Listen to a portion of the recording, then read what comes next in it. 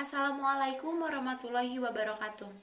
Wilujeng enjing sadayana, Bapak Guru anu kusim kuring dipika hormat, sarang rerencangan anu kusim kuring dipika cinta. Langkung tipayun, hayu urang sanggakeun puji sinarong syukur ka Allah Subhanahu wa taala.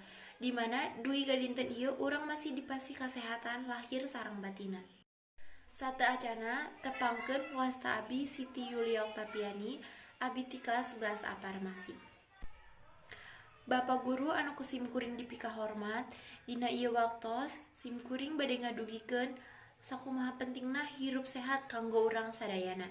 Urang sadayana kedah tanapi wajib ngajagi lingkungan sareng awak salira, sangkan ditebihkeun tina sagala rupi panyakit.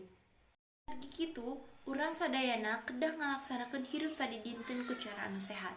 Contoh alitna nyaeta meresihan salira tanapi ibak, miceun runtakana tempatna, mersihan lingkungan sekitar bumi jeung sajabana. Saupami urang ngajagi kabersihan, insya Allah urang bakal ditebihkeun tina sagala rupi penyakit. Bersih teh hartosna, sucina diri urang sareng lingkungan sabunderan urang. Para hadirin sadayana, rupina dicekapkeun.